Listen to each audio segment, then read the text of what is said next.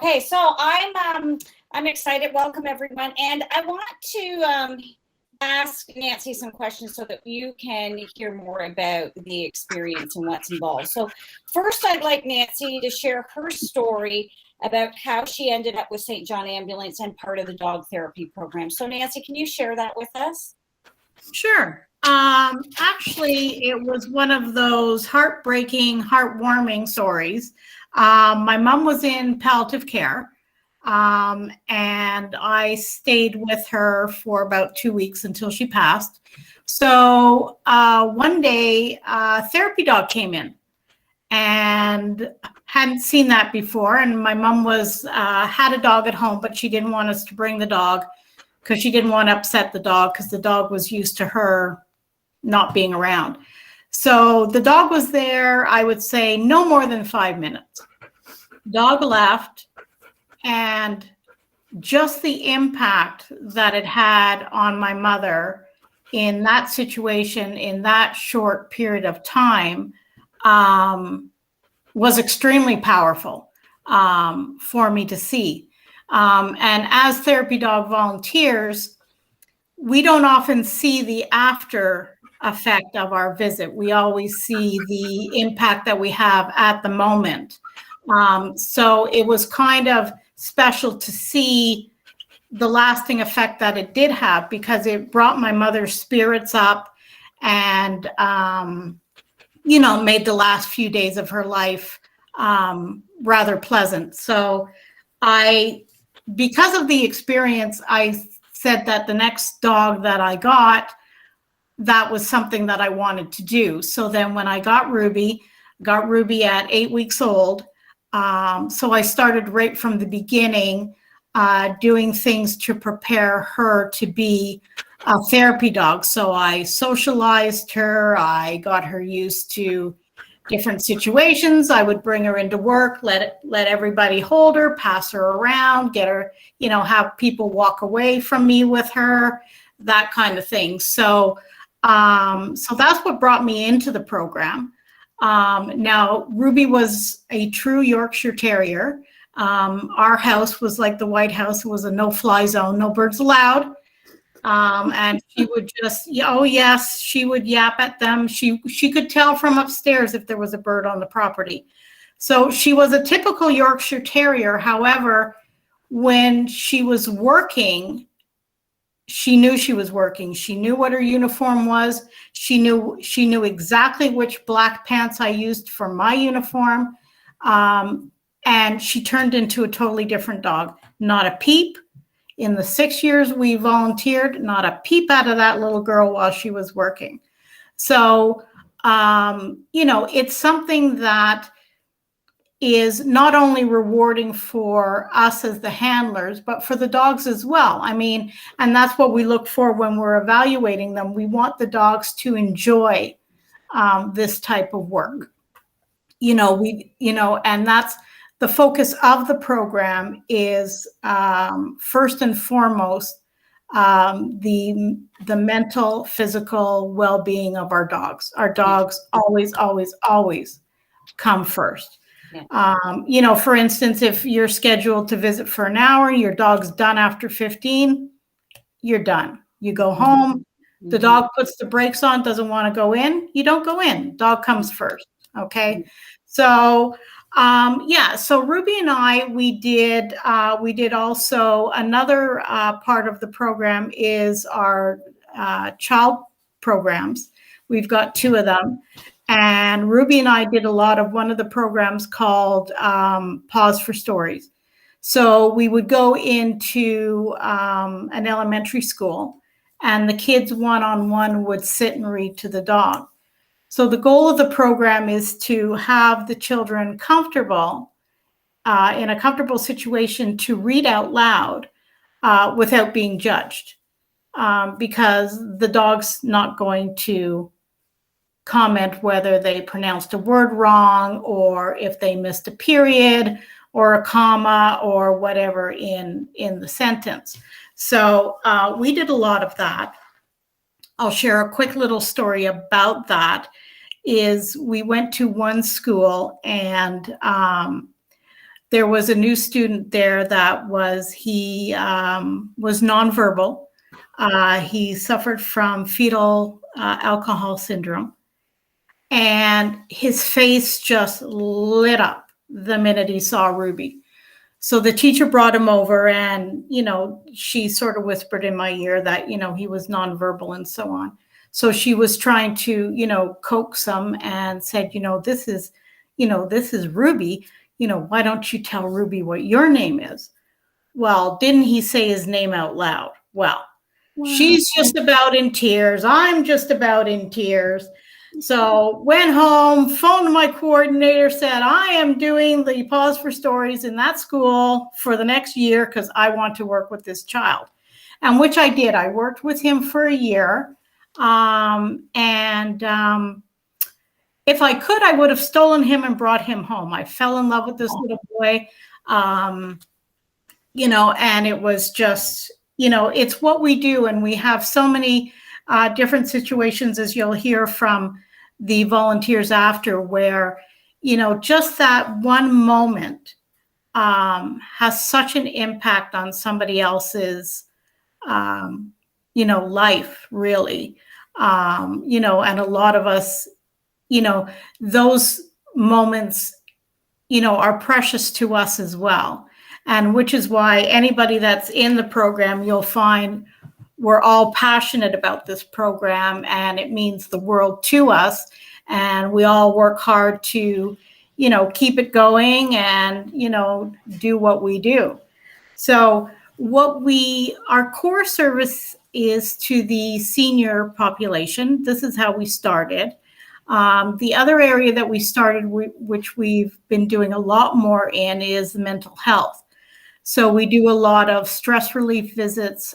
We do a lot of exam time visits, which is how it started. It started in 1992 in Guelph, and they were often referred to as the puppy rooms. Not that they're all puppies, but dogs with fur that lick you and hug you and are puppies. So anyway, so it was nicknamed the puppy room. So we've continued to do those. And through COVID, we've branched out into the, like Corey had said before, some of the virtual, we've been doing virtual visits at the nursing homes, where they basically take an iPad around to the individual residents, so they get to see the dog on screen. It's not the same thing, but that's all we could do at the time. And then we do a lot of work with York University. And one of their events came the idea of the virtual dog show, which Sandy just made an off comment saying, we should do a dog show. So we did. And we've been doing them all through COVID, and they've become extremely popular.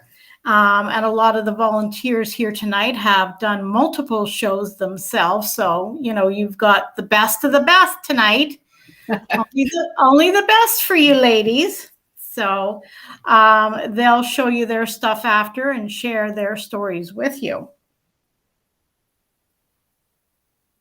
That's awesome. And I mean, you mentioned some of the programs, and you've talked about, your experiences. Can you just clarify, because I think a lot of people hear service dog and then there's therapy dog. So can you talk about the difference between a service dog and what St. John's has with the therapy dog? Sure. Yeah, that is the biggest misconception that we have to deal with. And the other one that gets thrown in there too is the comfort animals. A lot of people refer to the comfort animal as a therapy dog, when actually they're two different things. So there's basically the three categories: the service dog, the comfort animal, and the therapy dog. And basically, as far as accessibility, they go in that order.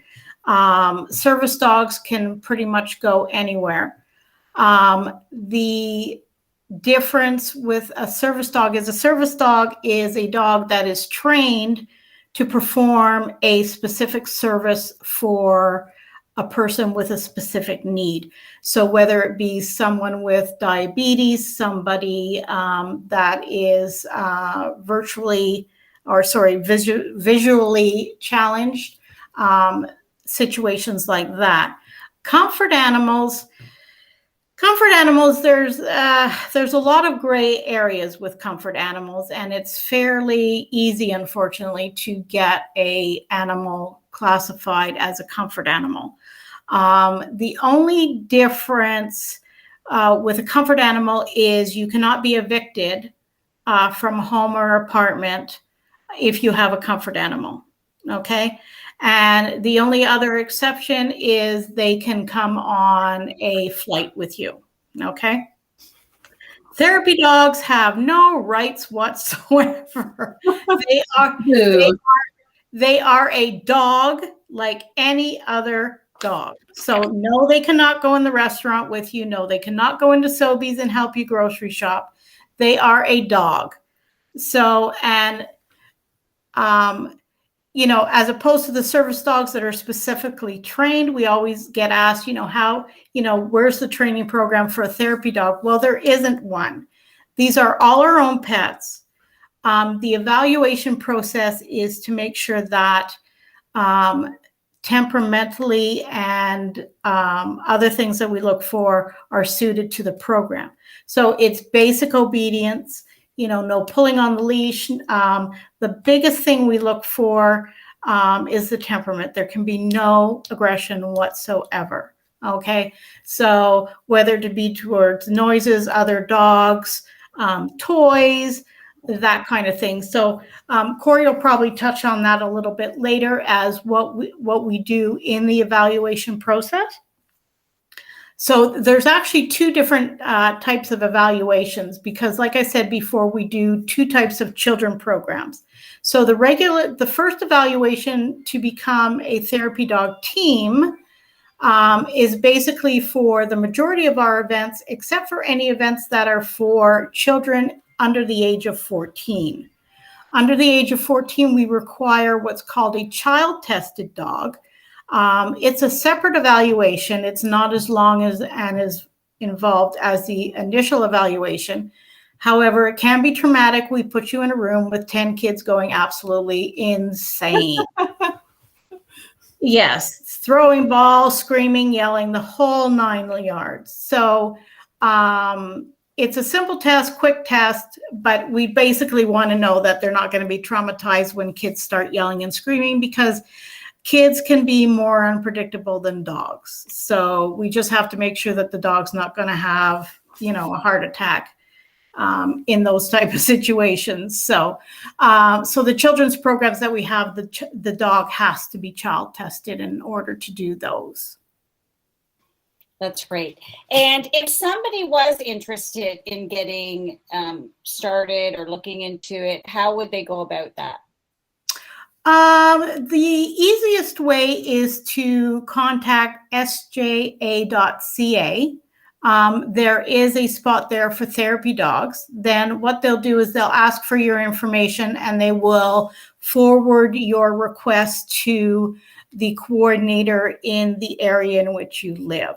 Because what we do is once you pass the evaluation, we will place you in a facility close to home. We don't expect you to drive 3 hours to do a visit.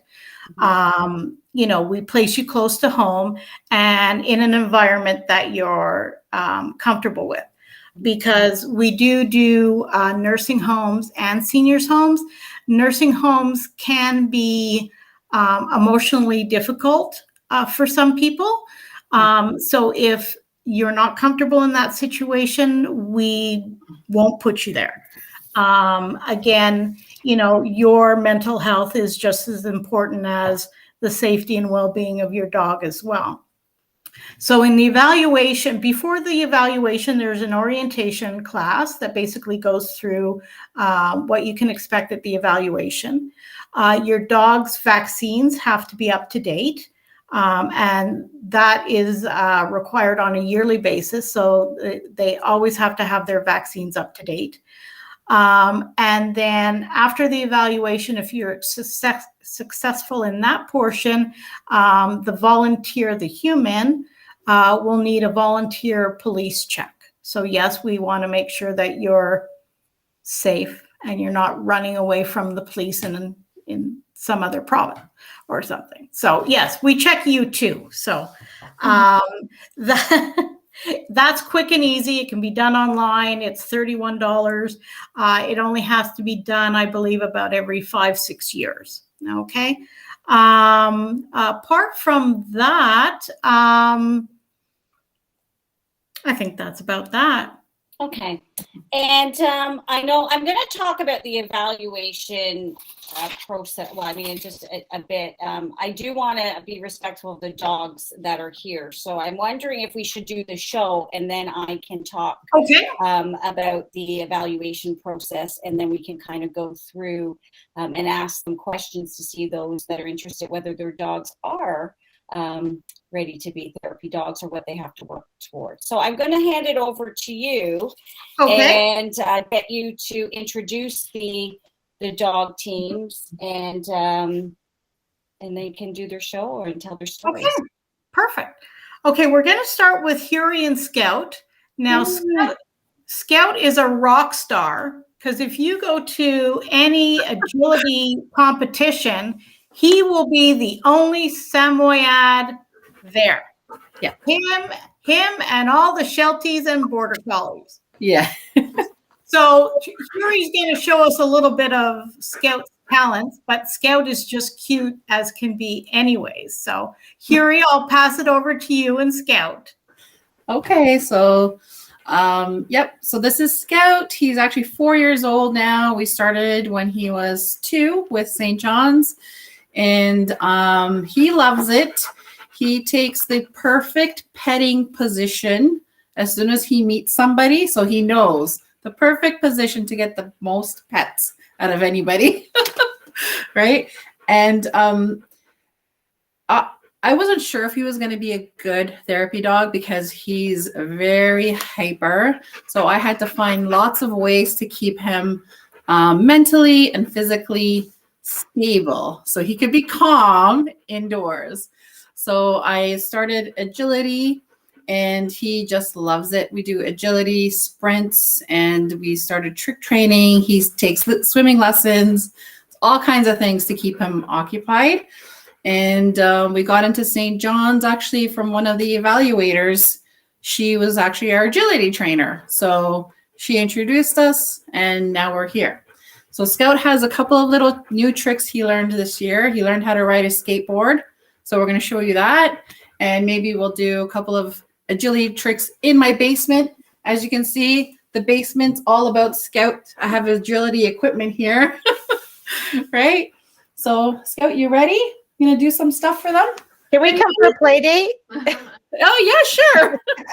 I don't know if you can see because he's a little. Let me move this chair. All right, Scout, come on, buddy. Okay, ready? You gonna show your skateboard? Where's your skateboard? Go get your skateboard. Ready? Okay, come on, bring it over here. Ready? Let's go. Come on. Ready? Come on, let's go skateboard. Skateboard. Come on. Wrong way, buddy. Wrong way. This way. Come on. All right. Okay. Let me move it over here. Can you guys see? I'm not sure. Yep. Come on this way. Come here. This way, buddy. Ready? Go skateboard. Yay! Good boy. Go skateboard. Go skateboard. Go boy. All right. We'll set up our little. Okay, buddy. Come on. All right. So we have a jump here. We'll see if we can get him to do a couple of jumps for you. Okay, bud. This is my life. All I do is stuff with Scout. Ready, bud? Come on. Over. Woohoo! Good boy. Ready, Scout? Go back. Woohoo! Good boy. Ready? Good job, boy. Good boy. Yes. Want to do it again? Ready? He's going to come flying at you now, okay? Ready? Ready? Forward. Ready? Yes! Good boy. Is it? Ready? Aw. Good boy.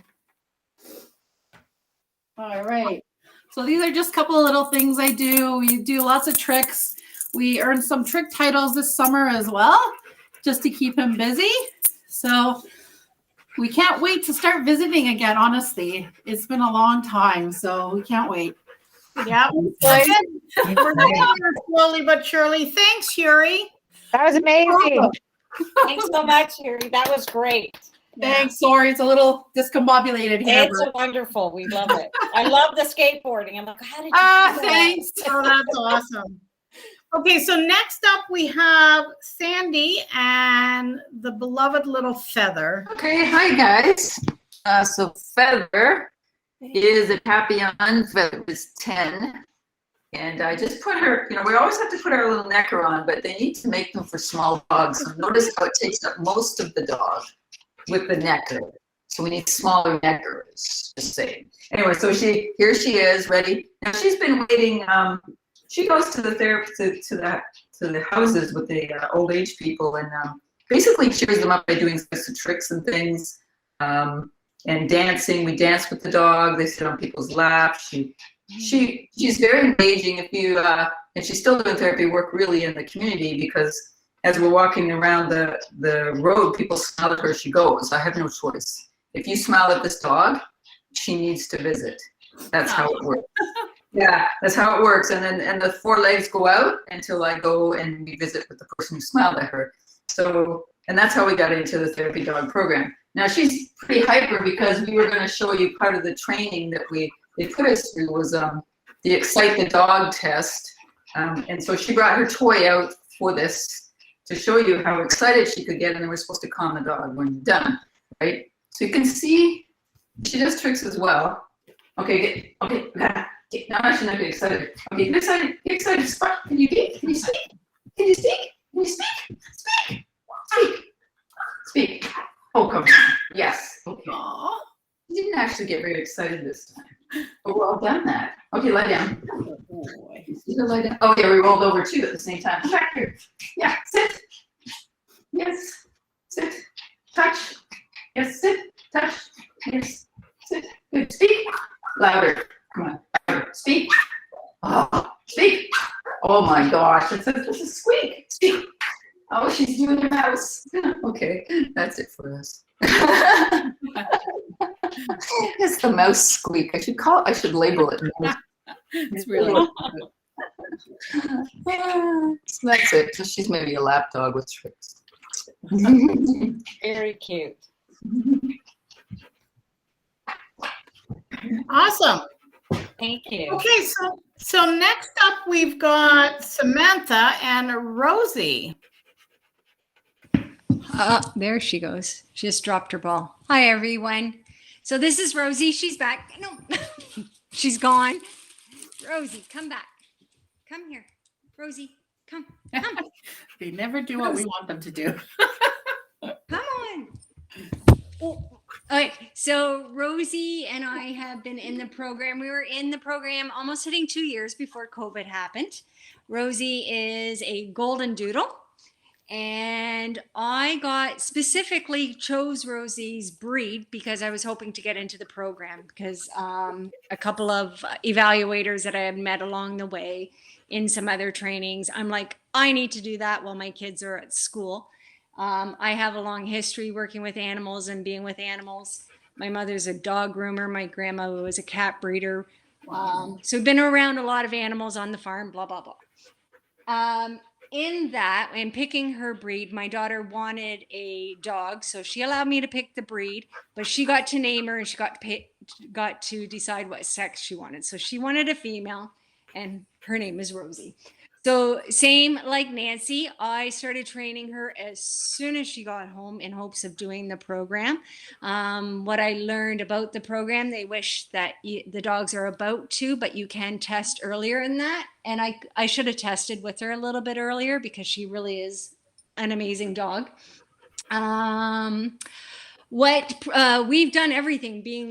We did the York University. We work in the schools, the public schools, with the children that have been expelled from their school and they go to another school and they go to classes there. I would say that is the class that Rosie loves the most because she does have a lot of energy. One of my favorite stories was a young boy. I taught him how to throw a ball to get Rosie to catch the ball. And he was really good at it. And I just looked at him. I'm like, wow, you could be a dog trainer. His face lit up like a Christmas tree. And that moment brought me tears because it was almost like the validation that he's kind of been looking for and something that he was good at. And Rosie responded in a beautiful way. My goal with her is eventually to get on the trauma team with her. When there's a trauma, Nancy, I forget the name of that program. Victim services. Victim Yeah. services. Yeah. Thank you. That's the goal as she ages. Just because we have the time and she's a good dog that way. So one of the other things that I do in my world is I actually teach kids, skaters, figure skaters, and people how to breathe to calm down, which I need to do for myself right now. Aw. And one of the tricks that I've used in helping myself to calm myself down is Rosie has taught me is how to calm down in training her. So one of the tricks that we use is I taught her how to point to shapes. And what I've noticed in calming Rosie down and getting her to do that, it's all based on how calm I am.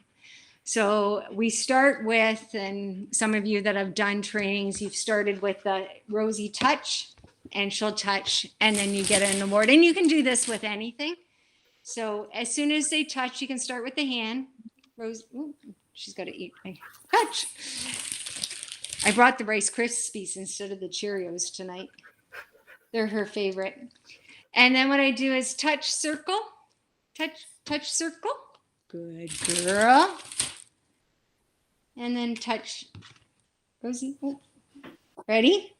Touch, circle. No, touch, circle. Good girl. And I just hold up the other shape. And I just keep practicing it. And then I'll go, wait. And sometimes she picks up on my energy because I was going to say square. They pick up on it really fast. Stop. And notice when I breathe, she backs off. So touch, stop. Ready? Wait. Touch, square. No. Good girl. So we haven't practiced this exercise in a long time, and I didn't want to practice it because I wanted to show you how when I breathe and I get rambunctious, she picks up on that. So the calmer I am, the calmer she is. And that's one of the biggest things in the evaluation. And they will tell you when you come to be to an evaluation is how calm you are is how calm your dog is. So the trick is to calm yourself down and know everything's going to be okay. And most likely your dog's going to be great. So ready? Wait. Rosie. Oh, she's got a Rice Krispie stuck in her fur. All right, ready? Touch, circle. No, that one. So we will practice. I did this exercise with her. Golden Doodles are a very high octane breed, and a lot of people don't know that. And you see how many of them have gotten this breed over COVID. It's a very popular breed. The prices for them have skyrocketed, and they didn't know how busy these dogs can be. So when she was a puppy, this is one of the exercises I would do on rainy days or when it's -40 out and you don't want to go out and play. It's a mind exercise that keeps her mind busy. So that's Rosie and I. And excellent. Well, thanks. Thank you. Thank you, Rosie. Can you say what a sweetie. So next up, now I try not to pick favorites because I love all our dogs, but Victoria I have a soft spot for Victoria. Victoria is actually one of our rock stars because At the beginning of COVID, they used to have a segment on CTV called Toronto Helps. And our beloved Victoria was focused on that, sporting, of course, her famous pink tutu. So, yeah, so she has become the queen that she rightfully was from the beginning. So I'll pass it over to Ken. And there's our beloved Victoria. So hi, Ken. Thanks, Nancy, and thanks, everyone. After that build-up, I don't know, what could possibly be left for Victoria to do. She's just a very loving dog. It started for us about 4 years ago, I guess. Our vet, when I brought her in to get her shots and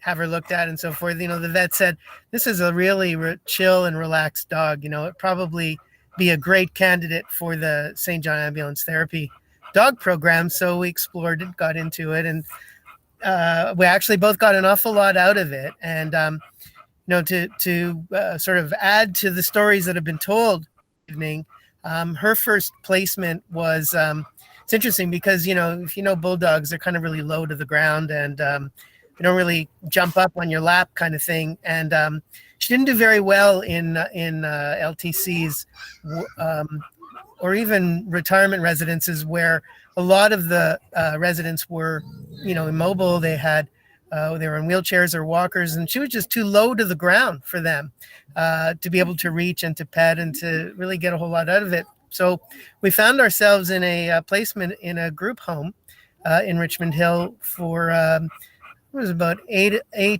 women, older women with mild to moderate intellectual delays. And a couple of them hadn't similarly spoken or really been engaged in any way in several years. And after going weekly for about, I guess it must have been almost a year, one of them that we would sit next to every time on the sofa, because this was the beauty of the group home. She could just jump up on the sofa and everybody would come around her. All of a sudden started singing happy birthday. It wasn't her birthday, so that didn't matter. That what mattered was she was singing and vocalizing, verbalizing, and everybody was just like in awe. It was incredible. And so, yeah, there's always one of those aha moments when we're doing this therapy that really strikes home, and that did it for us. So we tried to do as many as we could before COVID struck. And unfortunately for Victoria, she's now kind of over 8 years old, which is pretty much the low end of where the lifespan is for a bulldog. So she's suffering from rheumatoid arthritis, and she's had some skin issues and all kinds of meds that she's on. And so she's not really into doing tricks anymore. But there is one that she really, really loves, and I was hoping to be able to get her to do it. And it's the water bowl trick. And it's kind of an unusual one. You don't see it in any of the agility contests or so forth. But if I can get her excited about this would be a miracle. Hey, Vic, what's this? What is that? Go. What's it? Go on. Go on. Where is it? Where's it going? Okay, well, she used to chase it all over the park, actually. So she's not really into that right now, but a sweet, adorable, loving dog. And well, we're just really happy to be part of the St. John Ambulance. And you know what? A few people have said it earlier. It's as rewarding for the recipients, believe me, as it is for us and for the dogs. So if you're considering it, it really is a fabulous opportunity. I strongly encourage everyone to look into it. Thank you. Wonderful. Thanks so much, Ken. And thanks, Victoria. Ken. Victoria wants you to fill that bowl, Ken. Exactly. Yeah. And last but certainly not least is Laura and her beloved dog, Hudson. Hey, everybody. I can't say enough. Everyone you've heard from talks about the connection that you have with your dog and how that deepens when you see them working, and just the incredible feeling that you get walking away from a visit, whether it's for us, it's a regular gig. It used to be pre-COVID weekly visits at a retirement home, one with a dementia floor and one with more higher acuity interactions. Or visiting, we would do the York University exam stress visits where kids would just come and hug him, or high school, and just watching him. And he, as I'm sure all the other therapy dogs, they continue to surprise you at what they pick up and what they sense. And we were visiting the dementia floor, one of our visits, and there was a lady, and most days she was quite lucid, and she was really good with Hudson, and she would know how to stroke him and, rub his ears, and he loved it. And one day we went, and she was very, very anxious and upset, and she had been scratching her legs raw and her arms raw and just saying, oh, I'm a bad person. And she was just having a horrible day. And then the PSW was getting a little impatient. I said, well, let me try to visit with her for a bit. And Hudson just sensed it, and he kept putting his head under her hand. And it was like, I didn't teach him that. No one told him that. And I just said, well, look, Hudson's here.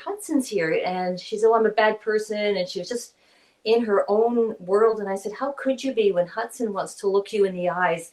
And in about 3 minutes, she started calming down, and Hudson just had his head on her lap. And usually if someone's patting him, he'll sort of start to melt, and then we have to kind of get him up again. But he just kept her hand on his head. And it was like, oh my gosh, like, Hudson, how did you know how to do that? And it was just like, it was such a touching moment. I was bursting with pride and for him, and just the impact he can have. There's countless other stories, but that was one that really stuck out because it was just so unexpected from him. He's such an empath. He picks up on energy. If someone starts to cry, he'll come and he'll lick your face. I know therapy dogs aren't supposed to lick, but he'll lick my face. But he really picks up on everything. And I haven't woken him up yet, but this is Hudson and what he looks like. He's had a busy day here at the cottage. We're up at the cottage in Georgian Bay. We do live in Richmond Hill.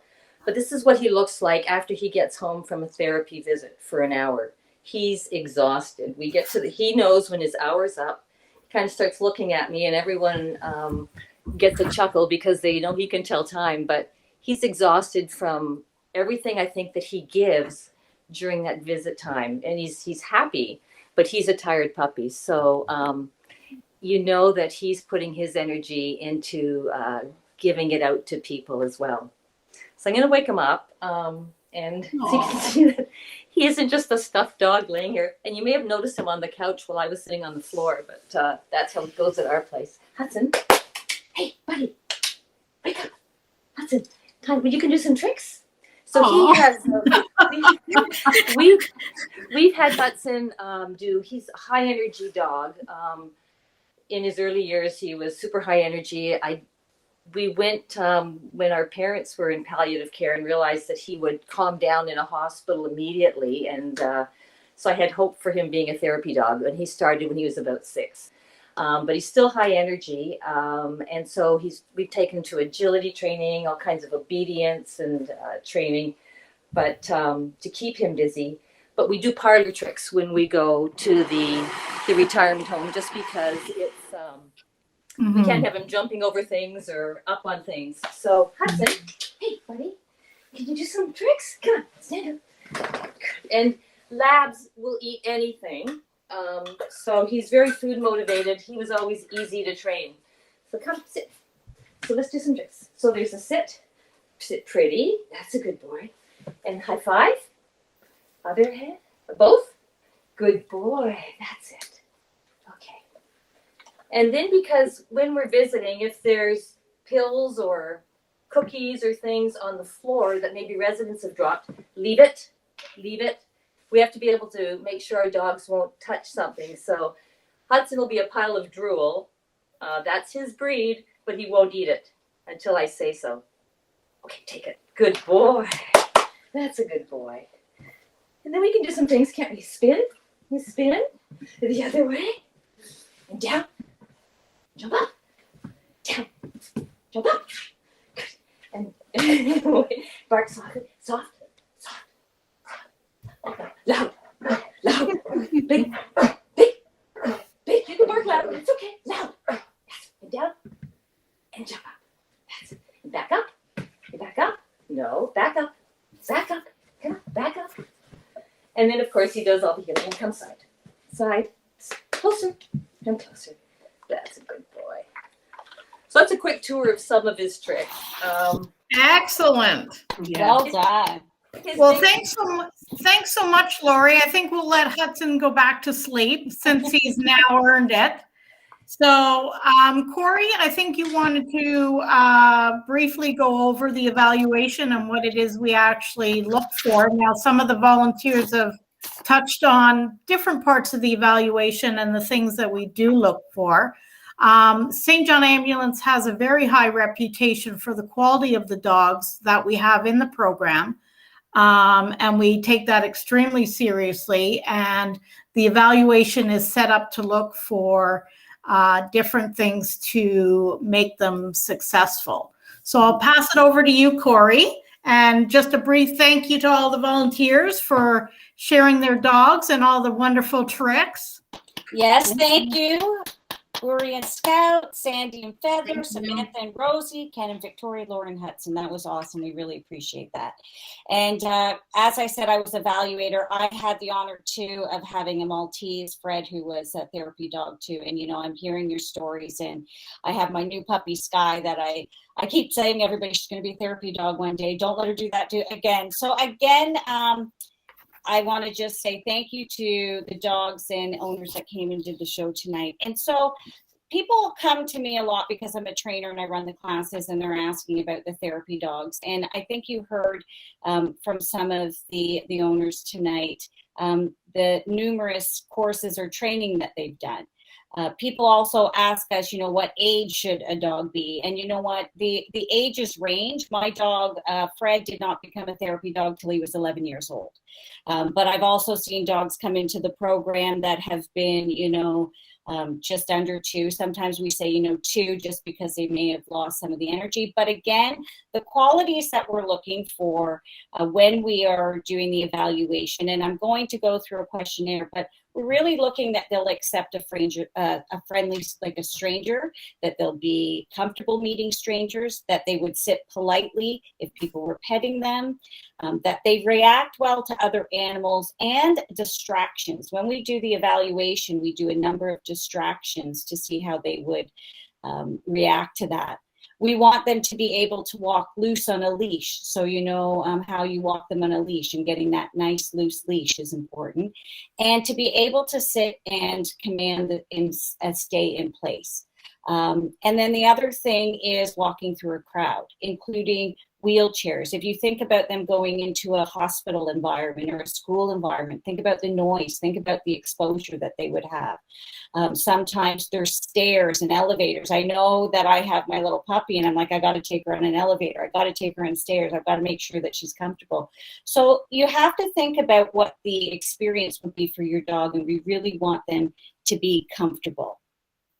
I heard, you know, Victoria, when she went to the vet said how chill she was. So, you know, if you do have a dog that's calm and relaxed, but you also heard some of the dogs maybe are rambunctious, but the moment they are doing the job of the therapy job, they automatically know to be calm and relaxed in the environment. And it's based a lot on the handling skills. So that's kind of what we're looking for when we are evaluating the dog. And there is a process that you go through. When you go to an orientation for becoming or putting your dog through the evaluation, everything is explained in detail at that orientation. So what I'd like to do now is just take us through the self-evaluation questions. And Nancy, I don't know if you want me to do that or if you would like to do it, or are we going to do this as a poll? I don't know if Tina set it up as a poll. Yep, Caroline's going to launch a poll live. Okay, so that's what we're going to do. We're going to take you through the self-evaluation questions, and you can answer yes or no to these questions. So, who wants to explain how to get to the poll? for the newbies? So you can look on your laptop. You can look to the right-hand corner. You'll see a square, a triangle, and a circle. You can click on that. And within that, you'll see polls and just click on the polls. If you're on a mobile phone or a tablet, you just touch your device and you'll see the circle, or you'll see the three dots on top of each other. And then you can click that and then you'll see the circle, the square, and the triangle, and you'll see polls from there. Okay, so we do have the questions. There are 8 questions, I believe. So the first one is, does your dog show interest in people without leaning heavily onto people, pushing, or jumping? So either a yes or no and vote. And then, can your dog walk on a loose leash and not pull or strain? If your dog is excited, can he or she be easily calmed down with praise? Does your dog exhibit traits of shyness towards human and objects? Is your dog easily spooked by sudden movements and noises? And does your dog show aggression towards other dogs? Are you open to allowing clients to pet and play with your dog?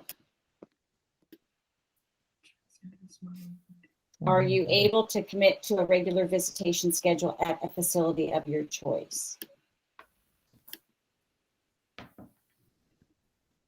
Okay, I think that was the 8. So I'm looking through the answers. So there are lots of answers there. I think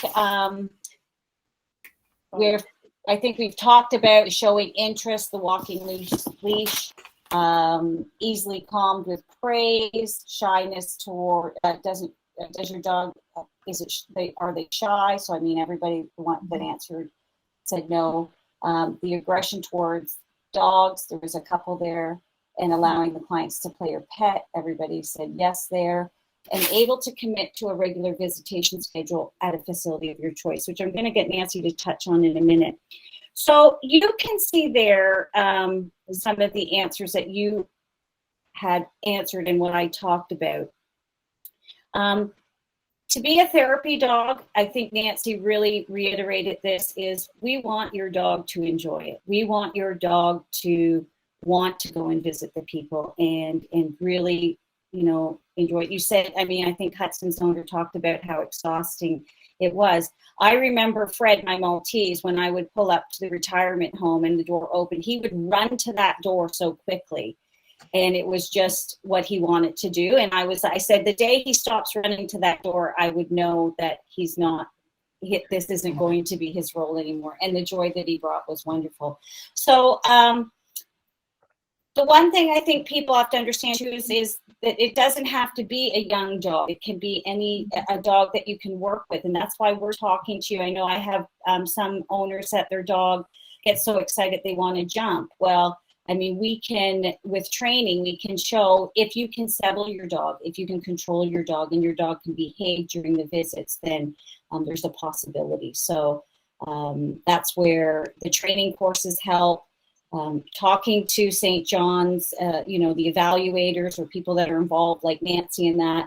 And even if you wanted to get involved before your dog even gets evaluated, I mean, we're always looking for volunteers and help with the process.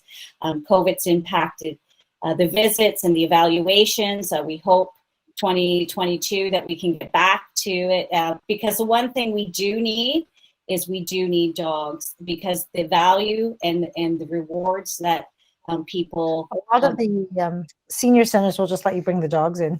Oh, yes, excuse they me. do.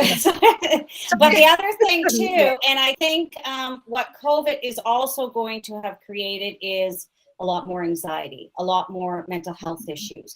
So there's going to be much more needed. I mean, Nancy talked about the school visits. There's many times where St. John's is called in when there's a crisis. I mean, there's been many times where I know of them, but I'm just saying is, where there's been a situation where they say, okay, bring in the dogs because the people need the dogs. So again, the more that we can get involved, the more dogs that we can get trained to be therapy dogs. I can't tell you you've heard tonight, but the rewards that you get from it are just, I mean, for me, I'm running the dog business, and I can't wait till I can have the time to go and, I've got my puppy now, which the goal is to get back into the program. And I think we've touched on the kids program, the seniors program, helping in the schools, helping at York University, victim services. That's where, people that have had traumatic events or going through even courts. And it's very scary. They put a dog with them and it gives them confidence. And so, I mean, there's just so many different things that you can do. So I can't speak highly enough. I can't thank Nancy and the teams enough for what you do, because this is a volunteer program.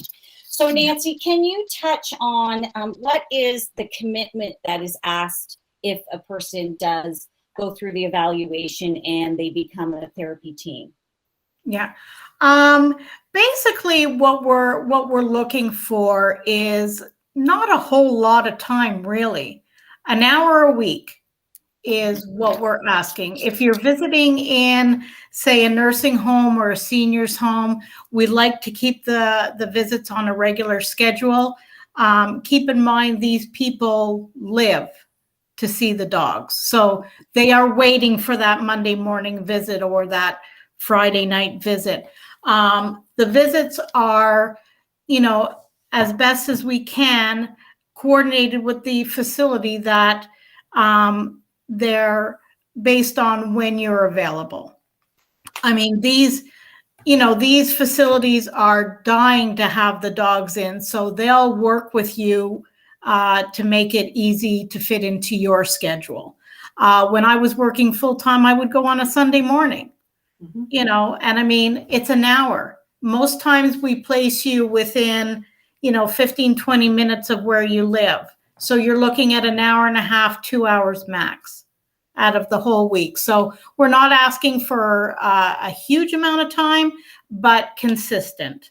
The other thing I just wanted to touch on, just backing up to the evaluation, is if there's any sign of aggression that's shown at any test in the evaluation.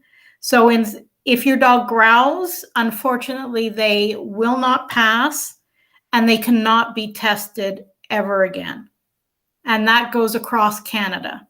Okay, the list is kept and shared within the organization, so that unfortunately they cannot be tested again.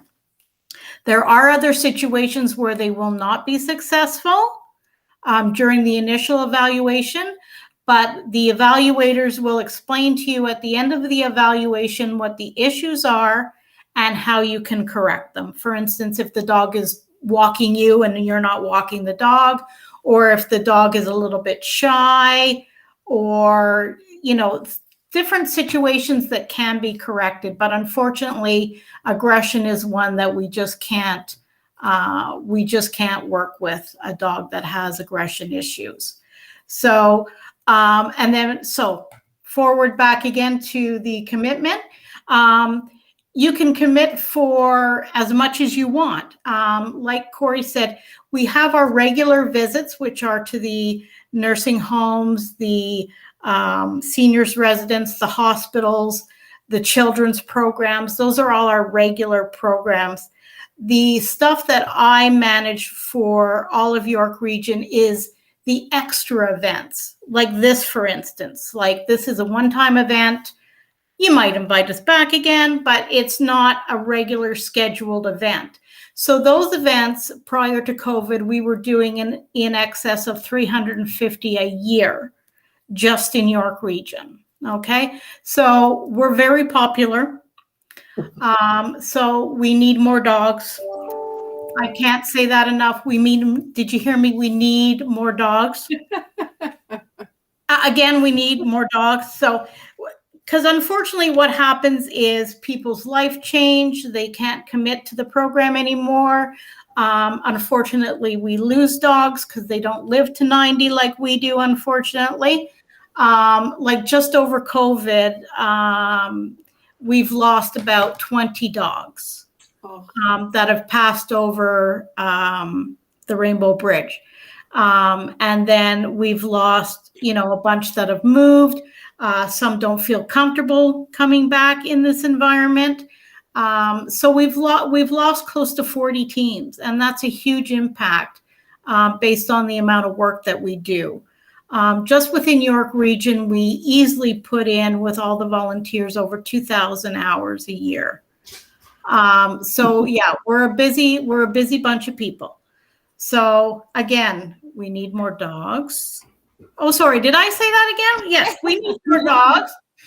And yes, there are a few of us that are waiting desperately to have our new dogs tested, mine included. I don't know where she is, but anyways, she was supposed to be tested in March 2020, but didn't get her in time, so she's still waiting. So, yeah, I mean, if you think that your dog would be suitable for the program and it's something that you want to do, please get in touch with us.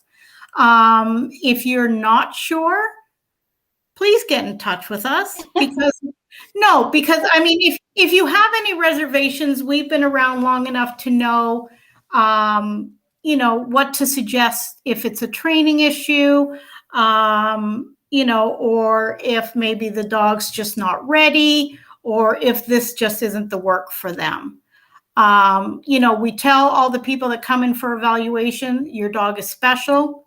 Your dog is the most amazing dog on the planet, and it will be whether you're successful or not. Just like different professions for us humans. Not all of us are meant to be nurses or doctors or whatever, but we all have a purpose, and we all have a way to, contribute in one way or another. So if your dog's not a therapy dog, it certainly is your own therapy dog. So every dog is here for a purpose. So thank you so much, Nancy.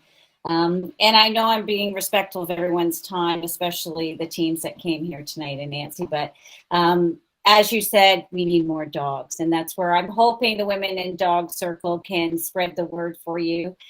This was recorded. We will be sharing it. I think we have quite a few members. We will get this information out. As I run Muttz with Mannerz in Stouffville, I run some training. If you ever need a question, and that's not me promoting my training, but if you ever need to, I'm an evaluator, so if you ever need help or have questions too, I'm more than willing to answer those questions.